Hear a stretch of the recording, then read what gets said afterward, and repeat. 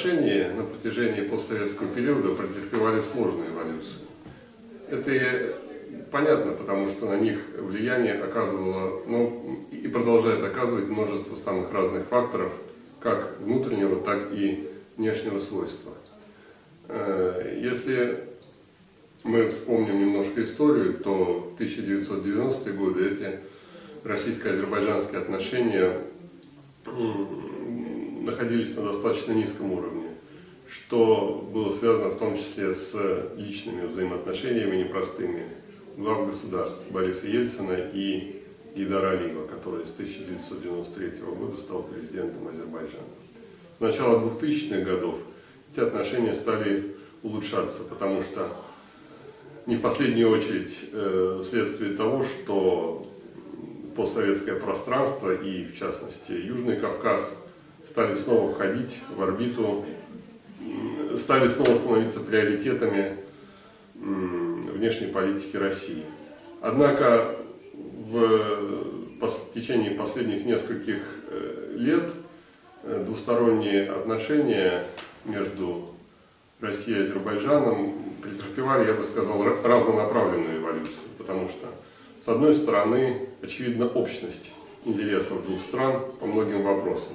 И по таким вопросам, как Северный Кавказ, как взаимодействие в сфере энергетики, в сфере коммуникаций, статус многочисленных выходцев из Азербайджана, которые живут и работают в России, все эти вопросы требуют, конечно же, предметного и постоянного диалога между двумя странами.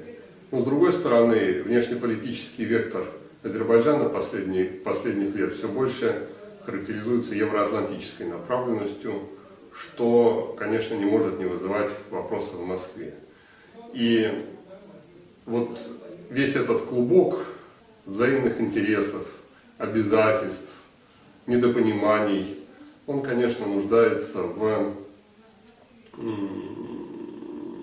обсуждении, в том числе и на высшем уровне.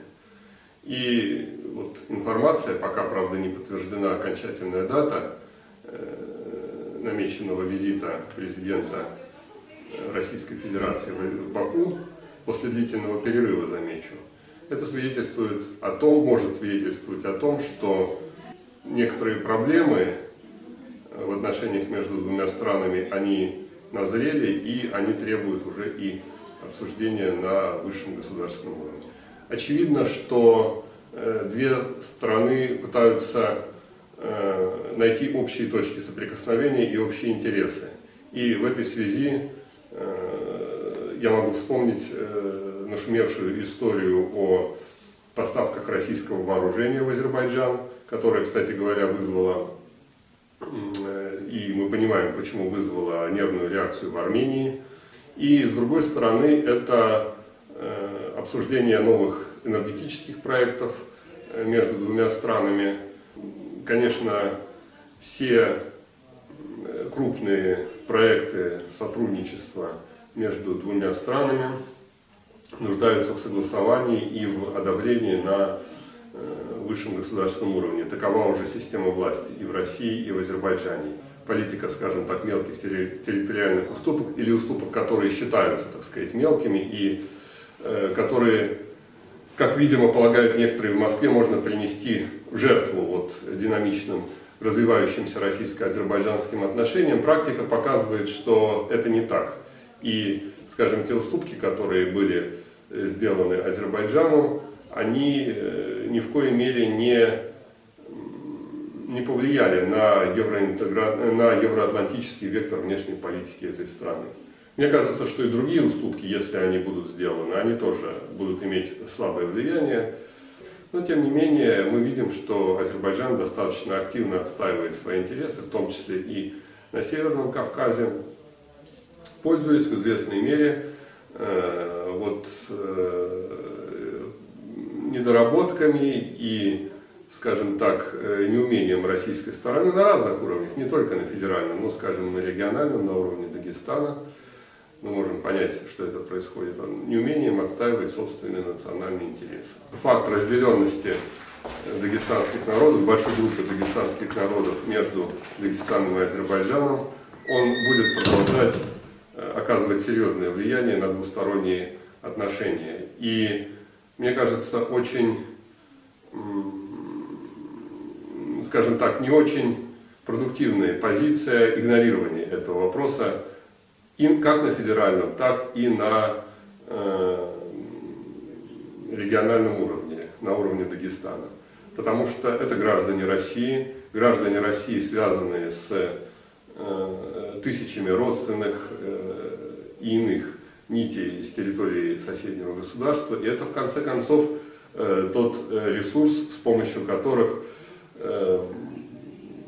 Азербайджан можно сделать более дружественным России государством, а можно сделать и более враждебным, если подходить к этим вопросам непрофессионально и, скажем так, излишне поверхностно. Мне кажется, что, скажем, переименование улицы Советская, да, в улицу Гейдара Алиева в дагестанском городе Дербенте, городе, который в любом азербайджанском учебнике отмечается как принадлежащий исторически Азербайджану, все это может очень негативно сказаться, в том числе и на этнополитической ситуации, на уровне, скажем так, конфликтности в Дагестане, который является важным для России регионом и ключевой составной частью Кавказа. Мне кажется, что вопросы нормального развития и, скажем так, предоставления адекватных форм национально-культурной автономии лезгиноязычным народам, которые вы перечислили не только на территории России, но и на территории Азербайджана, этот вопрос должен стать важным фактором, в том числе и переговоров на высоком политическом уровне между Азербайджаном и Россией. Потому что это вопрос, с одной стороны, гуманитарный, а с другой стороны, это и вопрос безопасности, что не может не волновать обе страны.